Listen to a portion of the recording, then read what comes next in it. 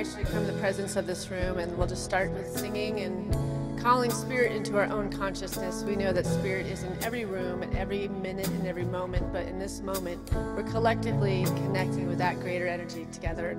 We're going to call that in through song, and they say to sing is to pray twice. You are the air I breathe. You are the air I breathe. Your holy presence living in me, and I'm grateful for you.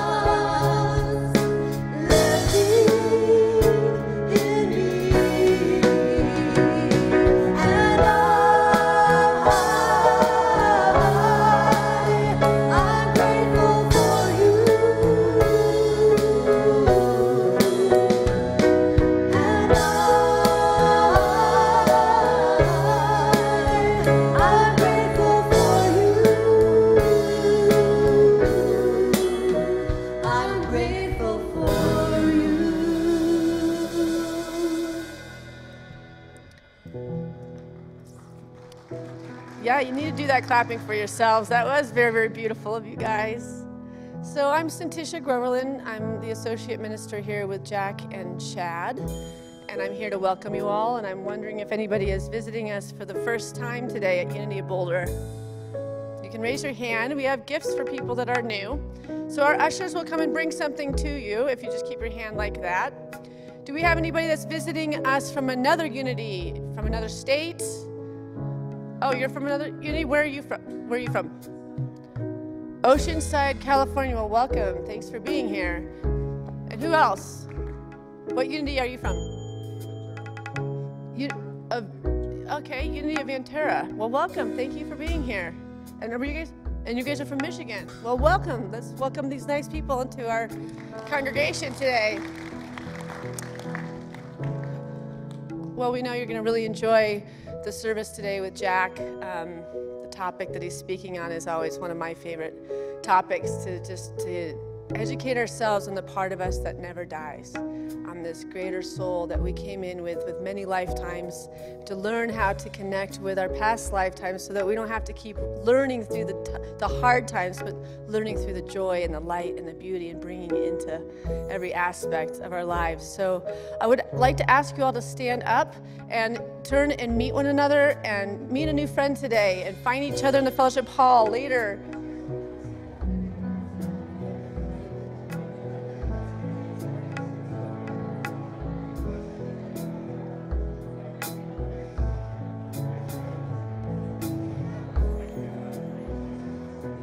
Hi, Richard. Nice to see you. Good to see you. Hi. Good morning. Good. You look pretty today in white. Oh, well, happy anniversary. 5 years. Good stuff. Hi, Sherry. How are you? Hi, Lene. There's a letter for you in the office. I need to show you. Okay. All right, let's pat ourselves on the back and say thank you, God, for me, because it's really important for us to love ourselves and recognize that we are an extension of God, and when we love ourselves, then that comes out and it loves others in such a beautiful way, and so we can change this world and this planet together. All right, well, thank you for being here and joining us. All right, now we're going to actually make you stand up again, and we're going to sing some more. Norma's going to come out and join me. So this is just a chant, and I will be the call, and then there's the return, which she'll be singing, and then eventually she'll shift. You can sing through the whole thing if you want. Okay.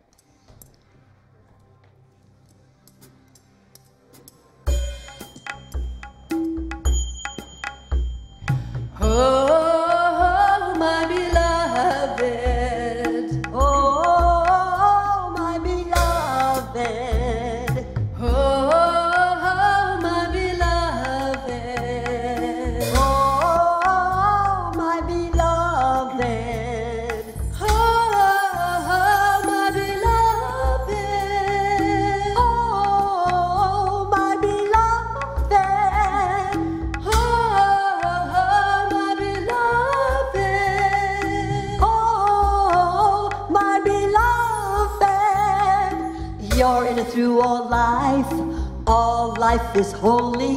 You're in and through all life is holy. You're in and through all life is holy. You're in and through all life is holy. You're in and through all life is holy. You're in and through all life is holy. You're in and through all life is holy. You're in and through all life is holy. Can we get more drums in our monitors? Because we can't even hear any drumming at all up here. All right. And more drumming everywhere. Oh, my beloved.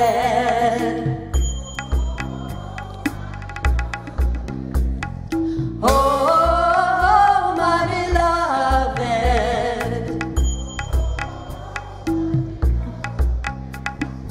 Oh, my beloved.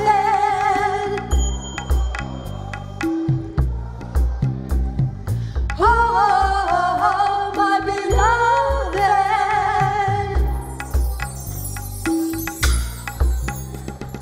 You're in and through all life is holy. You're in and through all life is holy. You're in and through all life is holy. You're in and through all life is holy. You're in and through all life is holy. You're in and through all life is holy. You're in and through all life is holy. You're in and through all life is holy. Oh, my beloved. I know you can do this louder. Let's try this again. Oh, my beloved. All forward. Really good. Oh, my beloved.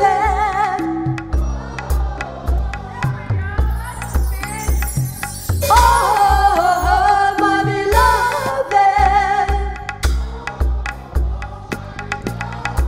Beautiful. You're in and through all life is holy. You're in and through all life is holy. You're in and through all life is holy. You're in and through all life is holy. You're in and through all life is holy. You're in and through all life is holy. You're in and through all life is holy. You're in and through all life is holy. Oh, my beloved. It is okay to dance in this congregation too. You don't have to be so stiff. Oh, my beloved.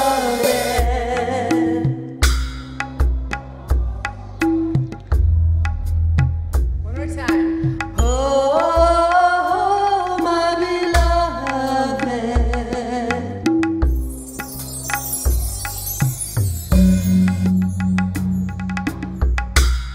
Beautiful. Beautiful singing. Wonderful. Thank you.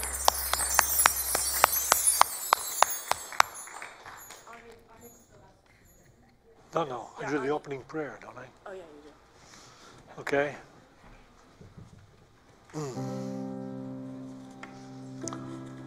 Good morning, everyone.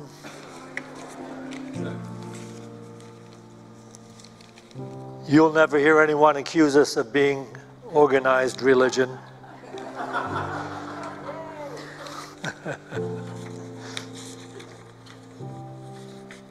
Let's take a couple of moments to rest in the truth that makes us free. That is, God is omnipresent, everywhere present. In any moment, in any place, we can pause and rest in the presence where we are accepted and loved completely just as we are. Let's take a moment now to rest. With each breath, becoming more aware of that divine love and peace that is here and now, where I am. We take this prayerful thought, resting in the present. I am resting in the presence of love and peace.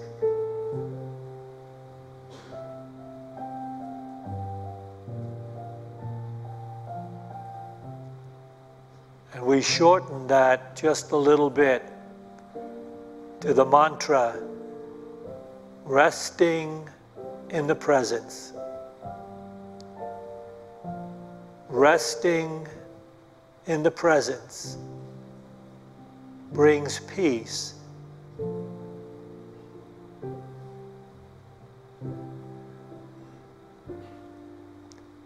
Resting in the presence solves problems.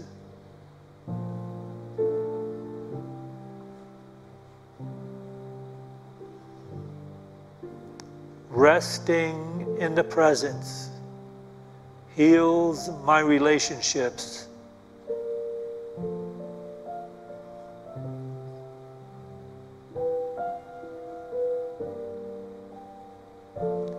Resting in the presence heals my mind.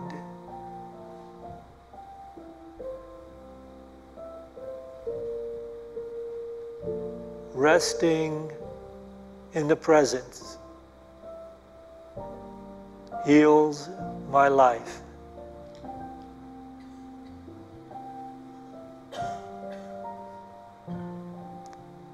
And we carry this truth with us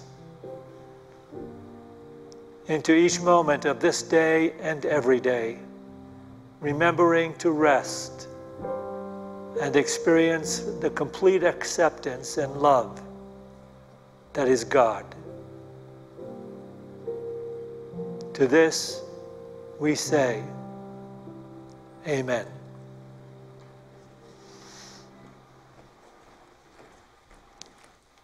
I want to take this time to recognize all the people that are joining us on live stream. So welcome to our community as well.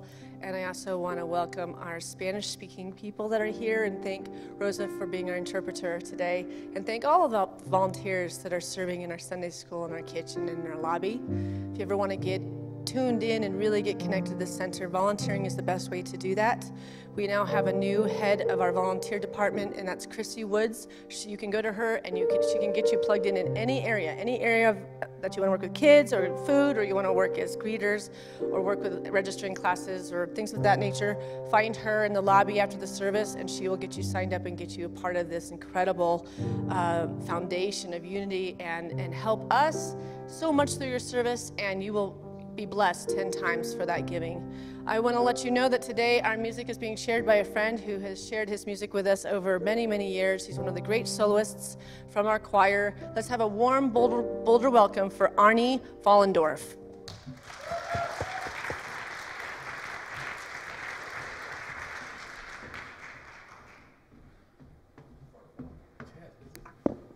Good morning.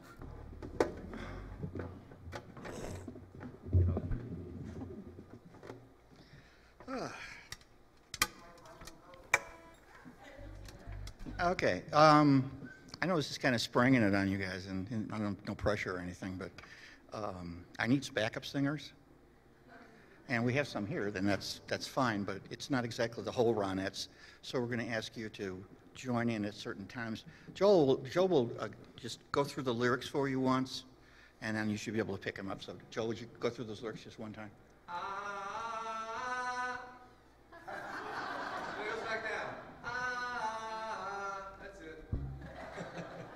Is that it? Do we need to put it in? Okay. You can handle it. does it, just do it.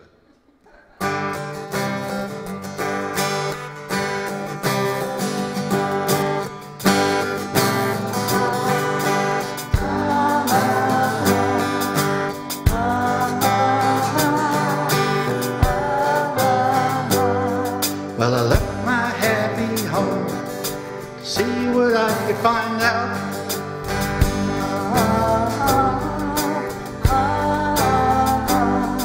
And I left my folk and friends with an air to clean my mind out.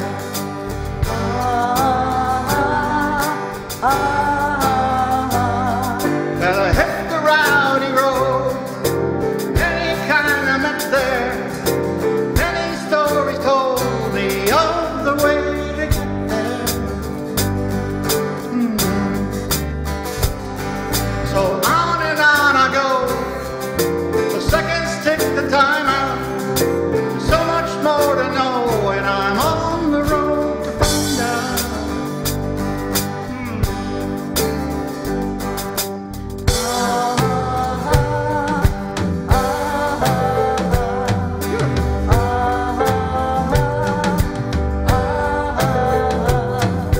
Well, in the end I know, but on the way I wonder.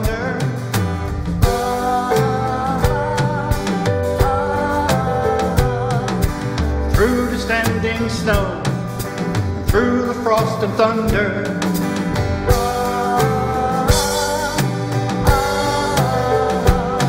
Well, listen to the wind come howl, telling me I have to hurry. Listen to the robin song, saying not to worry. So on and on I go. The seconds tick the time out. So much left to know, and I'm on the road to find out.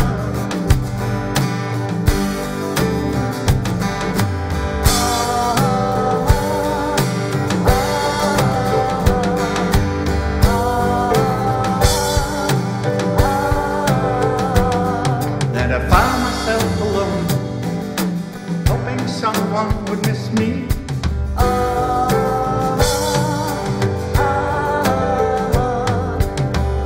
About my home and the last time she kissed me.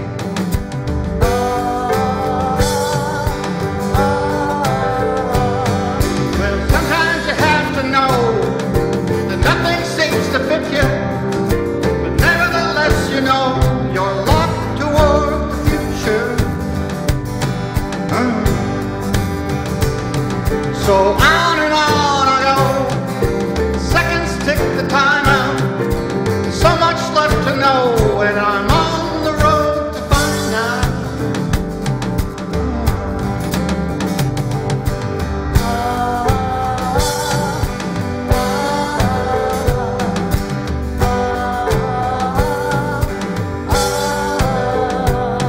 Then I found my head one day when I wasn't even trying.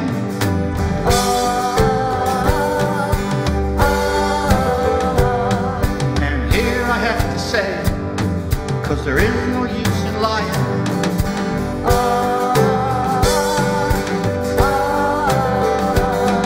The answer lies within, so why not take a look now? Kick out the devils and pick up a good book now.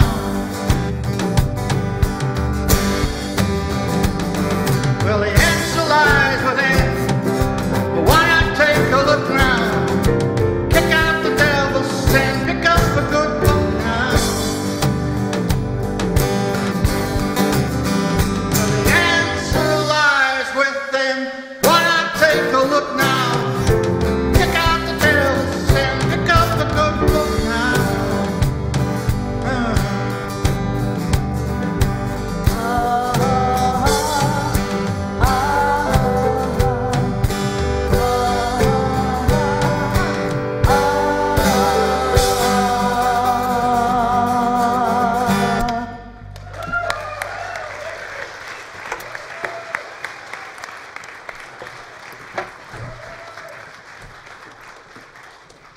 A rousing, great song from Arnie. Hey, it's great to have that talented guy as a member of our congregation.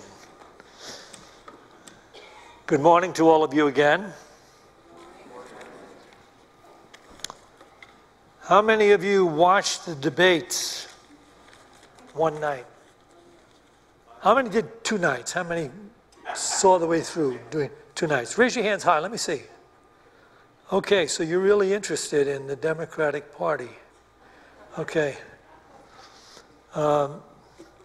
I'm very heartened by the idea that an honest-to-goodness Course in Miracles guru is running for president. And let me be the first to tell you, she hasn't got a chance in hell. But it's nice to have her out there every now and then, to hear a word or two of reality. You know, most people listening were not aware of the point that Marianne Williamson made when they were debating the idea of health care for all, and everybody was saying how much health care they were going to bestow on the U.S. population. And in the middle of it, she kind of changed the whole thing around and said, maybe we ought to be researching why we have so many sick people. A nice shift, of course. I suspect that most of the people tuning in didn't understand that. Because, you see, in our Western culture, especially here in America, we have the idea powerfully ensconced in our awareness that sickness comes from outside into us, that's where it comes from. And so if we're sick, something has happened to us. And I know it's a place that we hang out, and it's a reason why the pharmaceutical companies can be making multi-billions of dollars for drugs to try to heal us of these sicknesses that come to us. And for the most part, we're not to blame for that.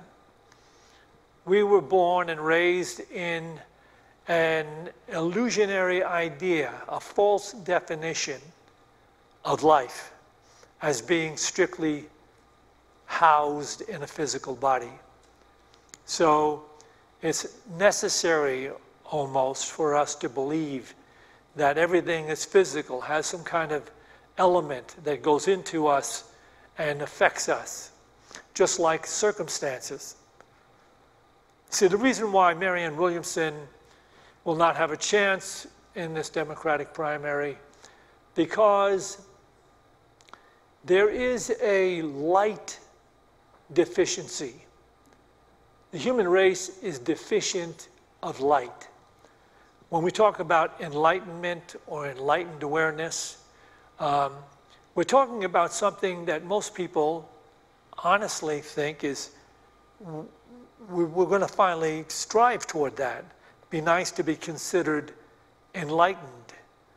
But most people don't understand that there's a process necessary, that there's a practice and a devotion necessary to transcend the initial state of consciousness we were born in and raised in, very powerfully raised in this state of consciousness. And in this state of consciousness, we hold doctors and people that prescribe medication for us in a high place. They can research and examine us, and they can help us, heal whatever sicknesses have come into us.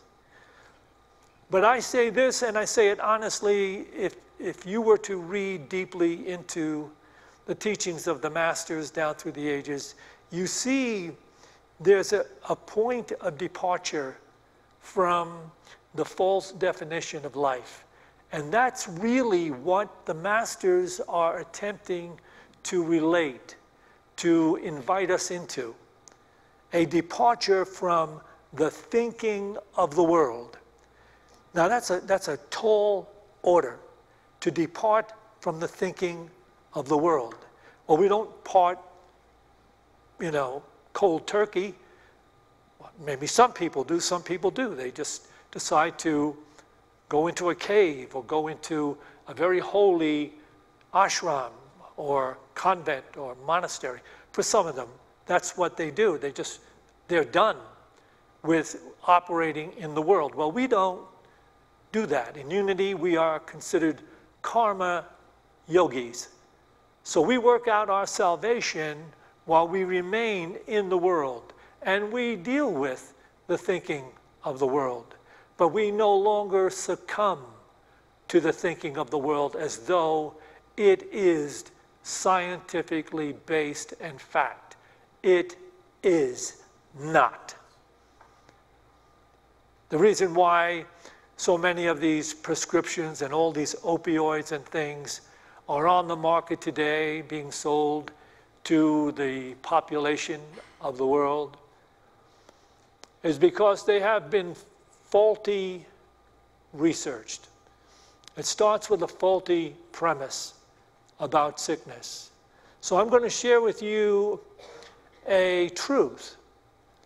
We've read about it, we've heard about it, a truth that would make you free. Make you free of what? Make you free of sickness. Is it possible that there is a way to be free of all sickness? Is it possible, in fact, that in the evolutionary process of humanity, at some point, there will be no hospitals? There'll be no pharmaceutical companies. There'll be no doctors to speak of as the way we think of doctors today. There'll be doctors, yes, but they will be emissaries of light.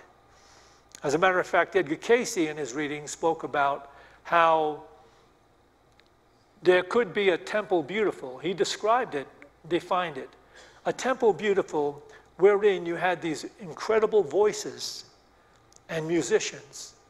And if anybody were to stand in the amazing harmony created in the music, it would affect the vibratory levels of their physical body and their mind. And enough of that would definitely cast out all dis-ease. Cayce gave a reading about the temple beautiful, where anyone could come and be healed. And so that's the kind of doctors we're talking about. But we're getting right down to the basic truth. At some place in the evolution of humanity, and there are probably beings in that place already, because we travel dimensionally. That's what we do. And in some cases, extraordinary cases like in Edgar Cayce's life, he was capable of traveling dimensionally from one place in consciousness to a universal place in consciousness. He was able to go and read what they refer to as the Akashic records. And those Akashic records related not just the difficulties that people were meeting in a particular life now, but difficulties and challenges that they met in previous lives. And of course, the whole ideal of reincarnation is that from lifetime to lifetime to lifetime, we're gaining deeper, more expanded soul awareness, not world awareness. We're gaining soul awareness, which is, if in fact there is this divine intelligence that we refer to as being everywhere present, then it means that in any given moment or place, it should be possible for us to align our consciousness, our minds, with that awareness, that intelligence, which we say is also omniscient, which knows everything, which knows in any given moment what would be necessary to bring healing and what would be necessary to restore harmony. Do you believe that human beings could ever get to that place where they would be operating and creating and probably at that point visiting different stars and planets and traveling there and having different locations throughout the solar system and possibly the universe. But they would be the type of human beings that would no longer be tossed this way and that way by the changing circumstances outside of them. They would be God-conscious beings, aligned with the intelligence that is the universe, not departing from it. So you could say that's what enlightenment is. Because in the Bible, you know, Jesus refers to the light. He says, I am the light of life. He says to us, walk in the light. He says to us, you are the light of the world. And that's an inference that you could be the light of the world. But you can't do it if you're still operating in the thinking of the world. To that degree, you know, you're surrendered the refined awareness, the refined attunement that comes with honoring this light. So you could almost say our journey in life is to assimilate light, to assimilate the light divine. And in assimilating that and aligning ourselves with that, more and more we would become avatars capable of bestowing peace in any given situation, bestowing healing, not by so many words and not by so many medications and not by so many, you know, doctors or hospitals or operations, but by virtue of the fact that one would be so in alignment with the divine consciousness, its objective in meeting anything or anyone on its path would be a recognition of the presence of God. Now, you may not be aware of this because this guy lived quite a while back. He lived at the time somewhat a little bit before Edgar Cayce. He was famous. Quinius Finby. And this guy had an amazing thing. As a matter of fact, out of his work and his understanding came Christian Science. Mary Baker Eddy worked for him. And she watched him do things that she didn't understand until she took it on herself. If you went to Phineas Quimby with an ailment of any kind and sat with him, he wouldn't counsel you in such a way as to make you feel okay about being human and going through all the difficulties and problems of sickness. He wouldn't be doing that. If you sat down with Phineas Quimby, he talked you out of your disease. Right there, right then. Don't bring it up. This is what you're doing to yourself. What? This is what you're thinking in yourself. This is what you're embracing in yourself. And that's actually the foundation. That was the beginning of Christian Science, which has also gone somewhat astray.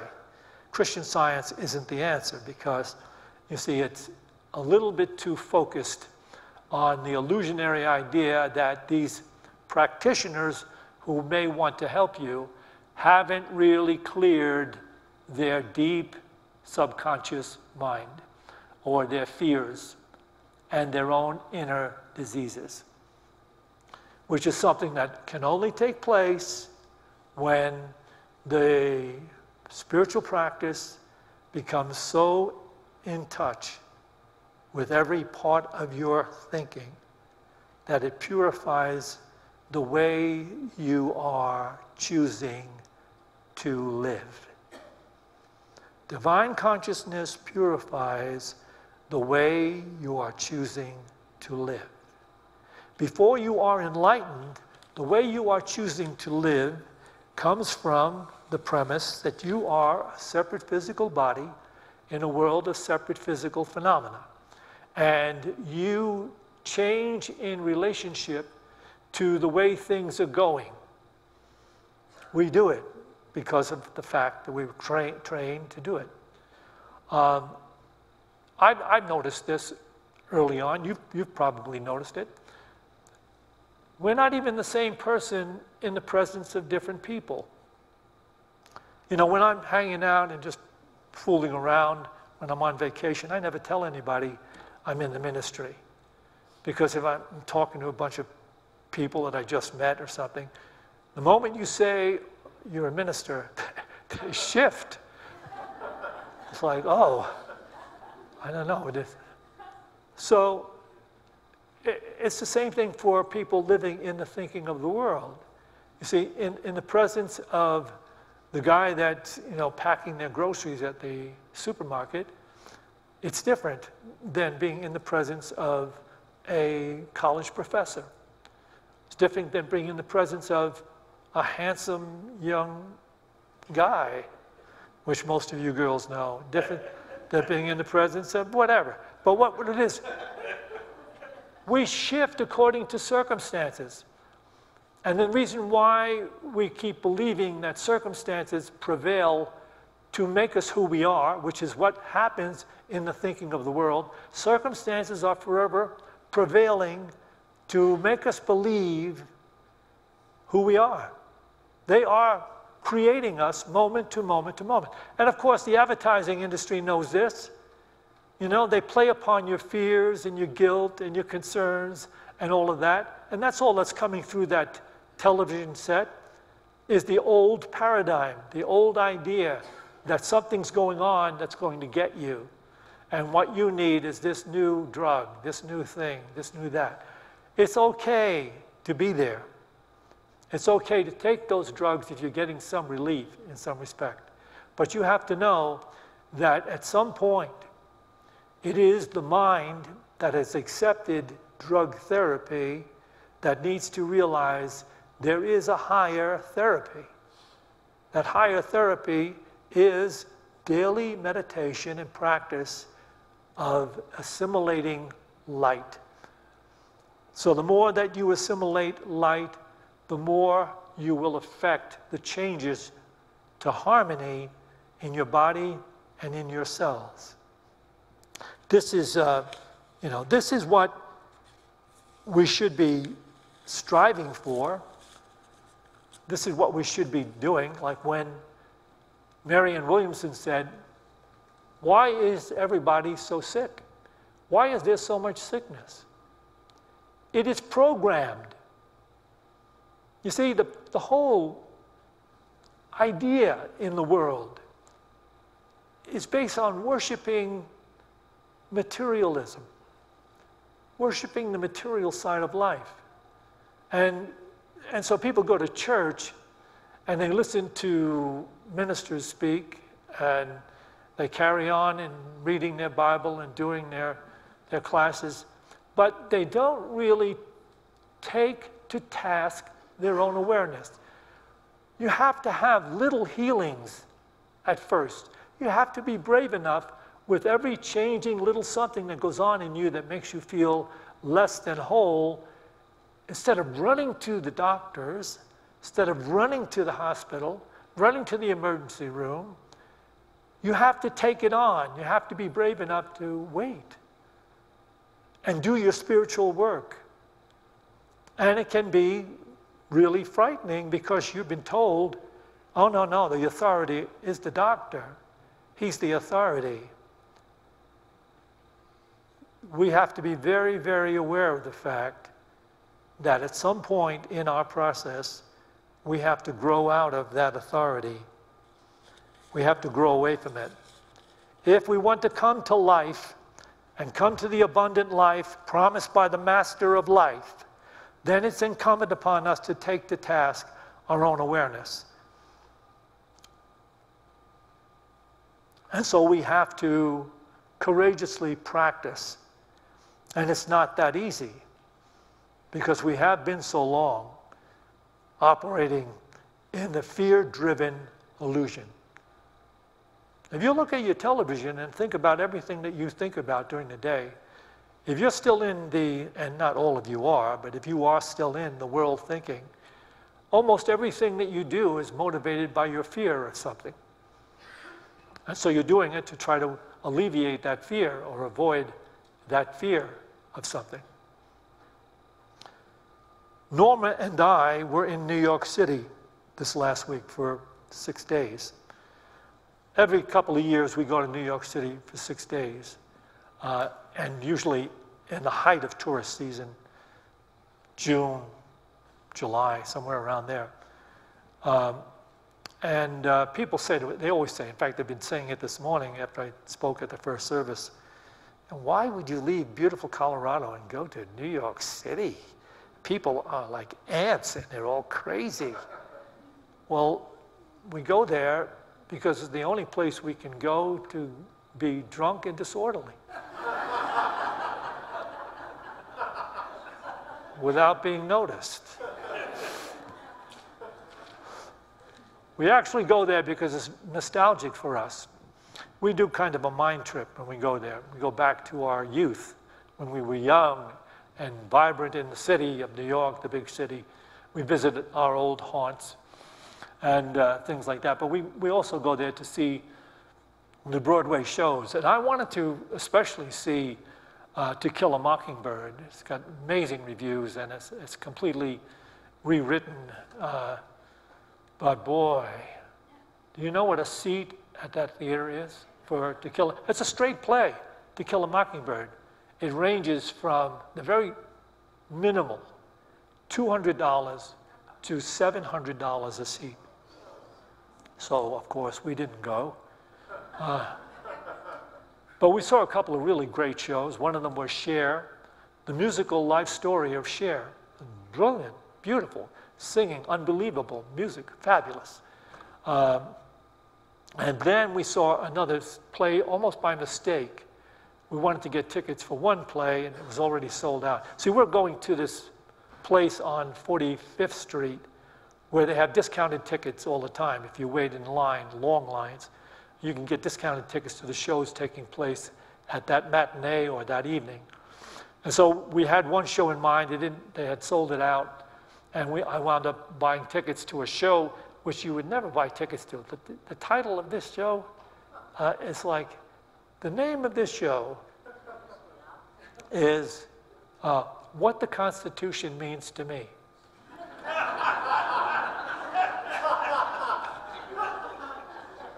You're laughing now, but you're all going to wind up seeing that show.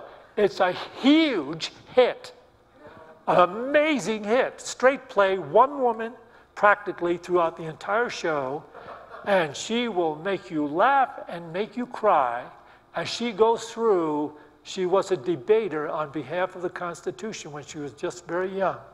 And the show is amazing. It's so spontaneous, so beautiful, so insightful, and you'll find out things about the Constitution you never really understood, never really knew. So we were so happy that we wound up going to see it. That show will be going all over the world, and probably they'll make a movie of it. It's a fantastic production. But as I said, while we were there, New York, you see, I believe that we're headed in the right direction. We're going to make it. But boy, when you go to New York City, you see all these tourists, and the way they carry on, I mean, honestly, it's 90 degrees heat out there on Broadway, and you've got people that are being paid to be in Walt Disney costumes that are heavy costumes, and their heads are covered in 90-degree heat out there, just for the sake of getting you to go into a particular restaurant nearby, or to pay a few dollars to have your picture taken with Mickey Mouse or Minnie Mouse. And there's a guy there, he's wearing the Statue of Liberty costume, and he's standing on a chair, so he looks very tall, and he's got this green costume on with green makeup all over his face, and saying, who could pay you to do that? What could they pay you to do that? I don't know, but I know he's not getting rich. But he's out there, and if you take your picture with him, I guess you pay him $5 or something. And then they also have out there, amidst all these different characters in these heavy costumes, they've got a guy out there with a guitar, a cowboy hat, and that's all he has on, except for jockey shorts. And you can get your picture taken with him. And now they got somebody new. It's a young woman out there who is nude, tell you the truth, and she has a bathing suit painted on her. There's no cloth. There's nothing. It's the red, white, and blue flag bathing suit. And tourists can't get enough of it. So They're still talking about it. Yeah.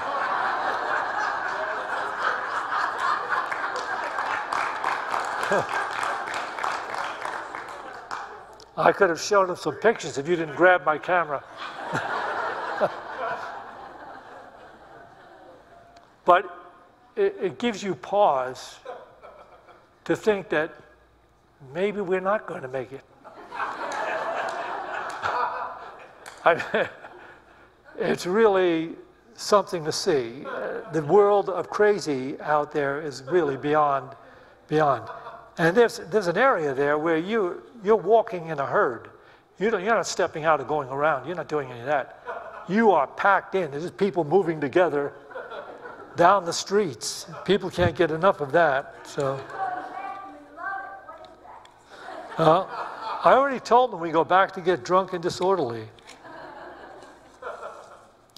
Okay, in short, I want to say this is the truth about who we are. We are here to improve.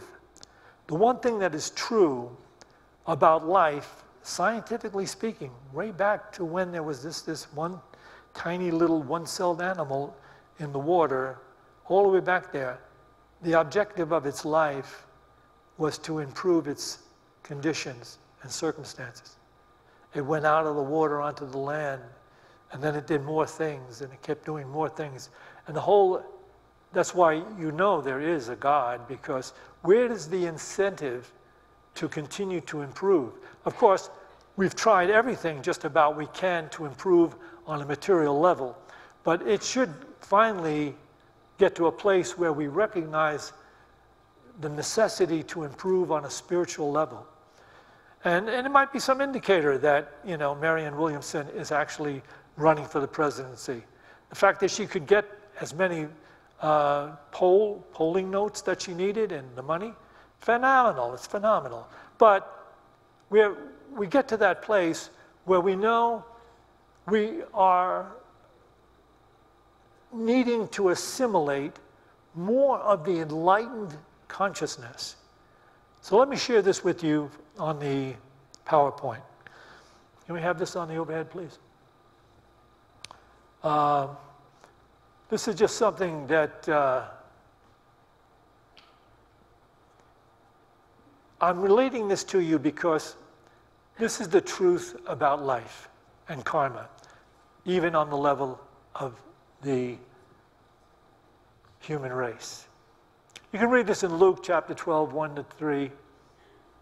Meanwhile, when the crowd of many thousands had gathered so that they were trampling on one another, Jesus began to speak first to his disciples, saying, "Be on your guard against the yeast of the Pharisees, which is hypocrisy.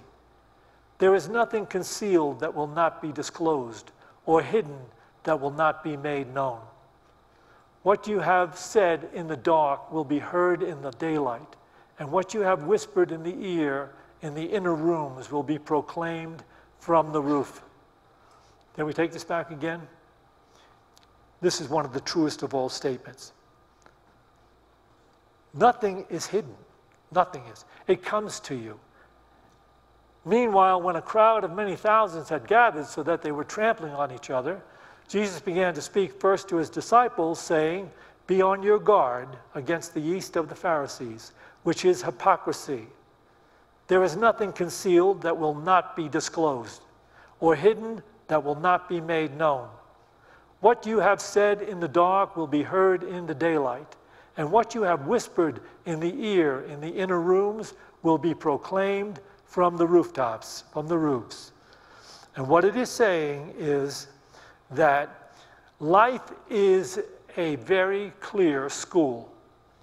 Now, your karma, your reckoning, your awakening, your comeuppance might be delayed, but it is never, ever completely forestalled.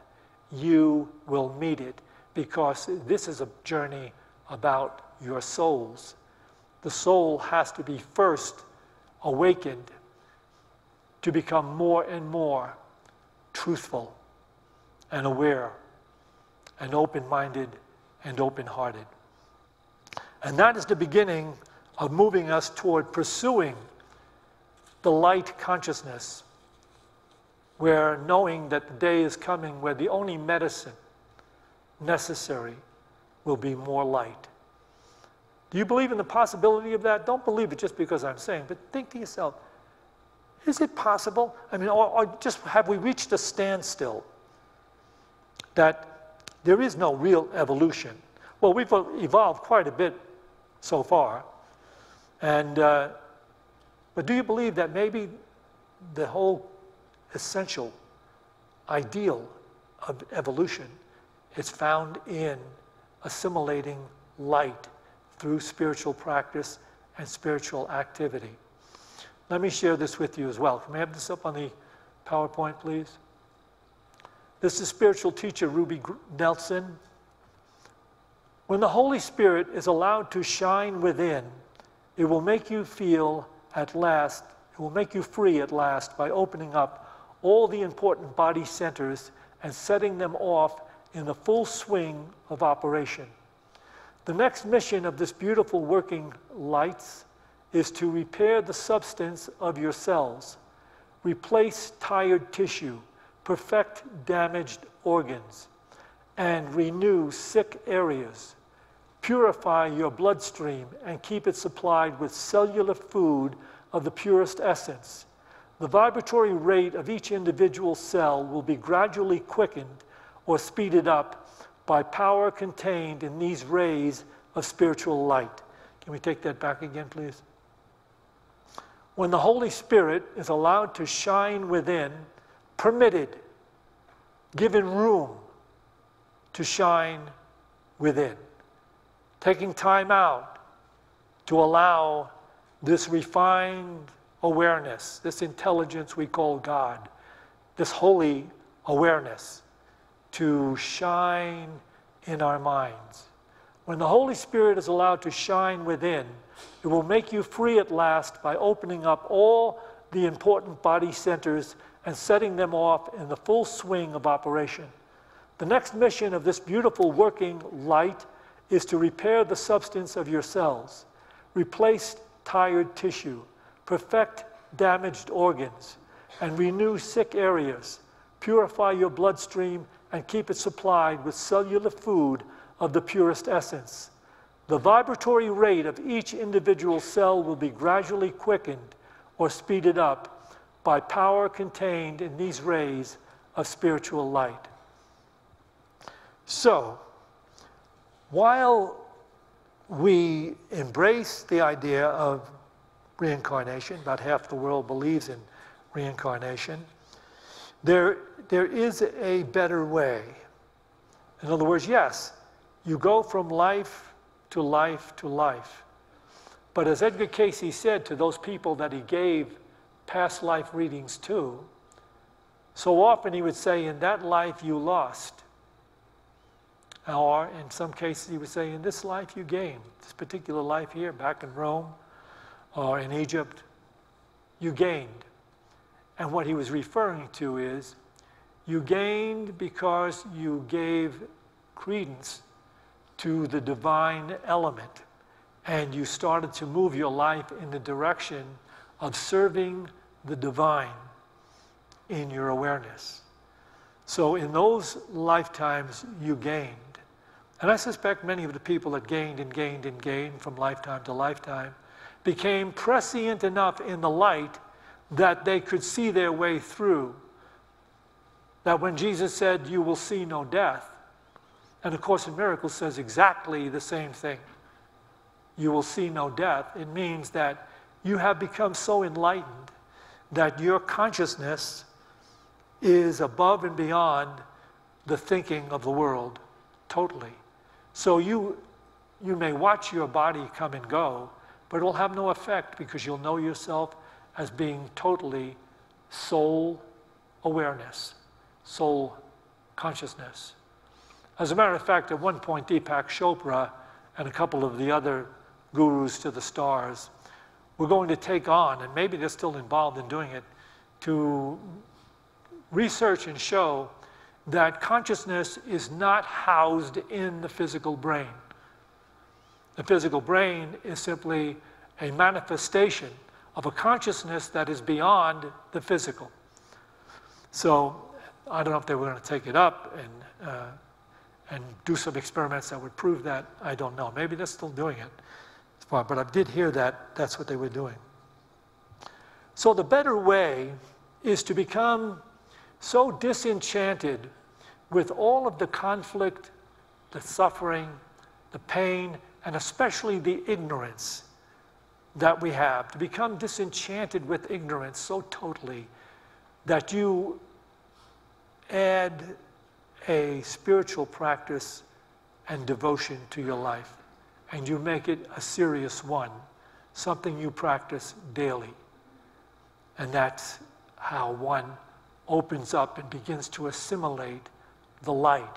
It begins to change the way you operate, so that at some point you'll even find yourself no longer reacting to negative stimuli that come to you from other people or circumstances. So you're not going to just react to it in a certain way. You're just going to be proactive because you'll be operating from the higher paradigm, seeking to understand, how can I bring peace to this?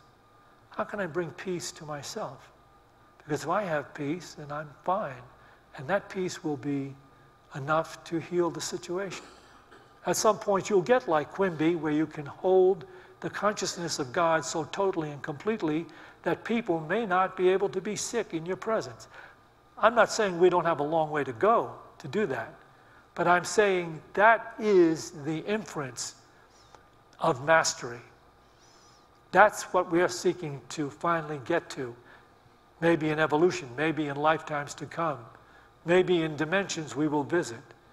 But that's what it's about.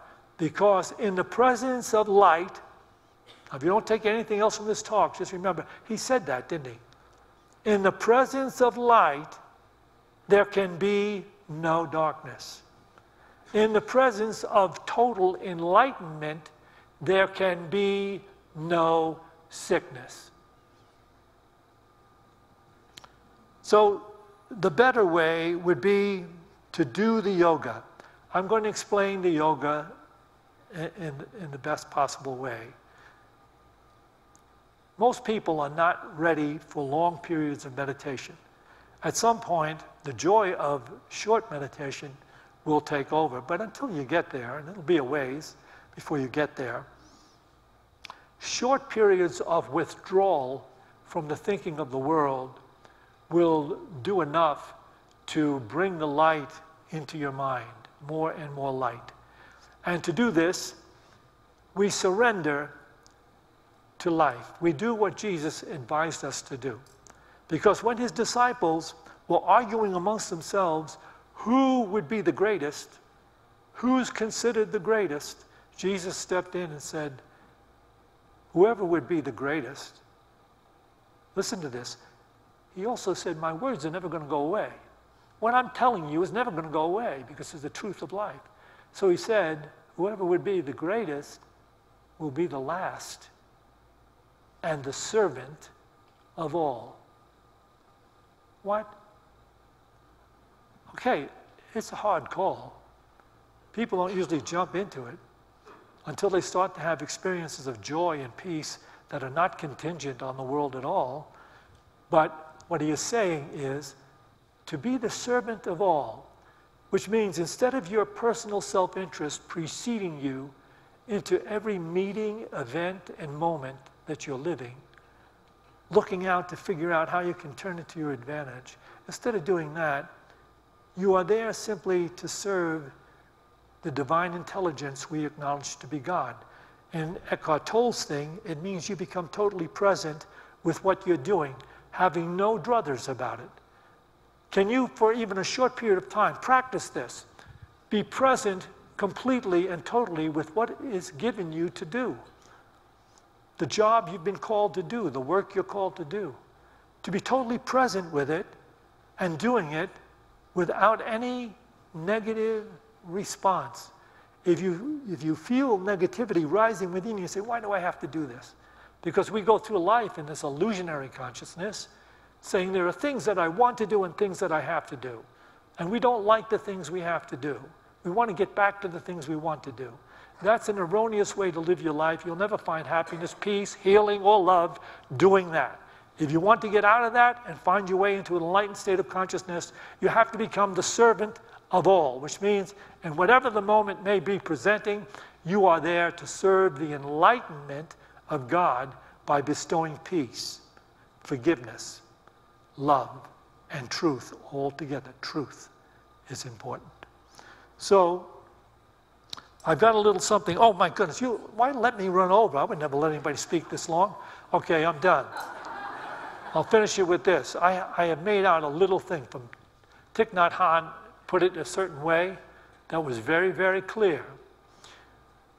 You want to find your way to live the moment in light. You want to bestow light, you want to bestow peace. You don't want to bestow an eye for an eye, a tooth for a tooth. You get me, I get you, I need more. Get out of it. Just start to live your yoga every day. And to do it, whenever you feel resistance rising within you, and you're feeling angst, feeling depression, anxiety, concern, worry, pause. And go to the root of the thoughts. Say, what am I thinking right now that's making me feel this way? And if you start to do it, you say, I could change my thoughts. I could change the way I feel about this. I could do this work that I'm doing, and I could do it wholeheartedly as though I were doing it for God. I could do that. See what happens to you. Start to practice this. See what happens to you. I've got a handout waiting for anybody that leaves to pick it up with the ushers. That handout has this little thing about Thich Nhat Hanh.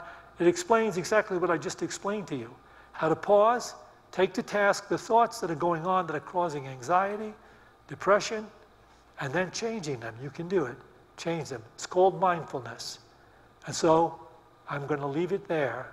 We were going to have a video meditation. I'm going to pass. Okay, we'll take an offering for Unity now. Okay. Thank you for that incredible talk. All right. Can I have just 10 more minutes? No. So we're taking an offering for Unity now, and this is the moment where we step into our faith in this greater love, this greater power. When we give of our finances, we abhor a vacuum for more beauty to come into our lives through financial growth, emotional growth, loving growth, whatever it is that you're needing more of. Step out on more faith today and reach a little deeper and watch how more beauty comes into your life. So with that said, let's take our offerings in our hands and bless it with this offering statement. Divine love, through me, blesses and multiplies all that I have, all that I give, and all that I receive, because I give. Together, please. Divine love, through me, blesses and multiplies all that I have, all that I give, and all that I receive, because I give. And again, we have a chance to listen to Arnie.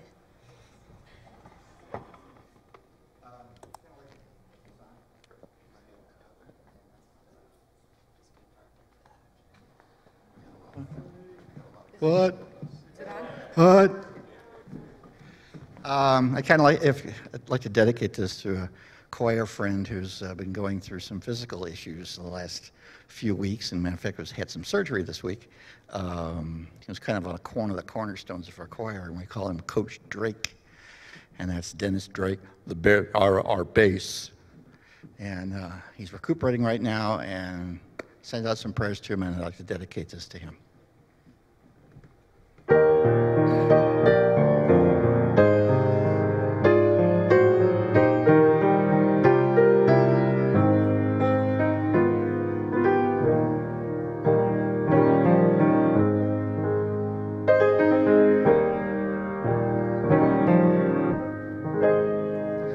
When you're weary feeling small. When tears are in your eyes, I will dry them all. I'm on your side. Oh, when times get tough and friends just can't be found, like a bridge over troubled waters, I will lay me down. Like a bridge over troubled water, I will lay me down.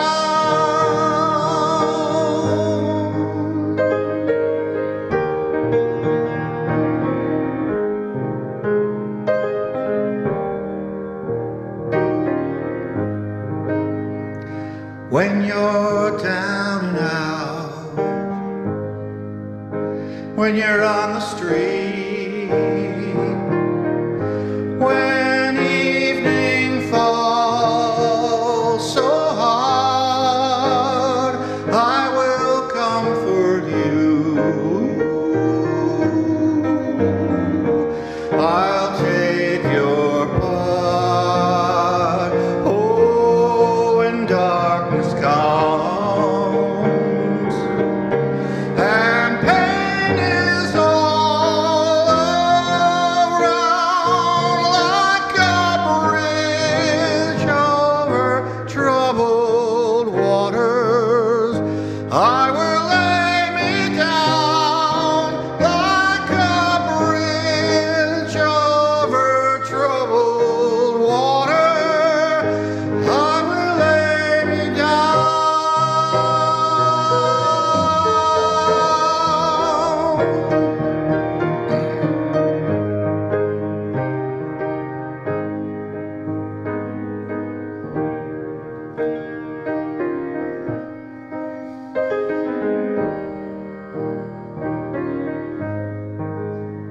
Sail on, silver girl,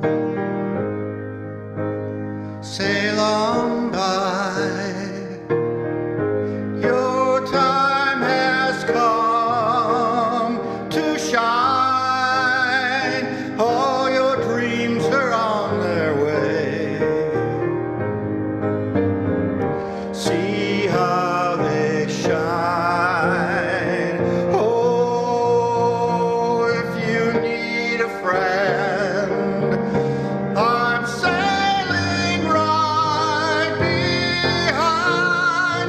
Like a bridge over troubled water, I will ease your mind. Like a bridge over troubled water, I will ease your mind.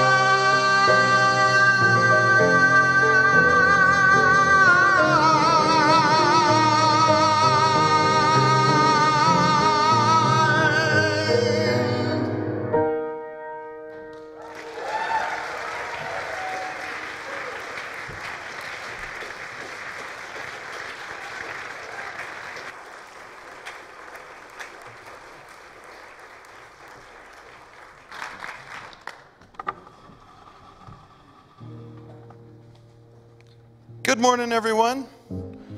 Or actually, good afternoon, everyone. Got a few quick announcements here for you. We want to let you know that we are having our annual kids summer camp that we usually call our Angel Camp. This year, our theme of it is called Spirit Quest. It will be led by Norma and a group of very dedicated volunteers. The pricing for it is $75 for one child or $50 for each additional child from the same family. And that is coming this August. So if you are interested in that, please let us know in the lobby or in the bookstore, and we can sign you up for that. We want to let you know that Santisha is speaking next weekend, or next Sunday, and she's going to be continuing the talk that Shad started last weekend on the idea of one humanity. If I knew your story, I couldn't help but love you. So please come out for that at our 11 a.m. service. Our senior group does meet this week on 4th of July. They're having a barbecue here, so if you're a regular attendee of our senior group, still come on out for a barbecue at the same normal time at 2 o'clock on Thursday. Our singles group in 2 different spots on our handout that we gave you today. One says it is meeting this week, one says it isn't. It actually is not meeting. That is the clarification. It is not meeting for the entire month of July, so just to let you know that. And finally, I would like to let you know there is a little stapled thing in the handout about solar. If anyone here is interested in getting solar, please go through this this Colorado Solar company. They've partnered with us that if anyone goes through Unity of Boulder and gets solar on their house, Unity of Boulder gets $1,000. Hey, everyone wins. So so check that on out. And what is going on here? I don't usually have company up here. I will be doing a discussion group in the back of the auditorium right after the service. So any of you that want to discuss what was spoken about at this service or the first service, I will be there to discuss it with you. And we have refreshments on this side right after the service and a beautiful bookstore with DVDs and CDs of this talk right after the service.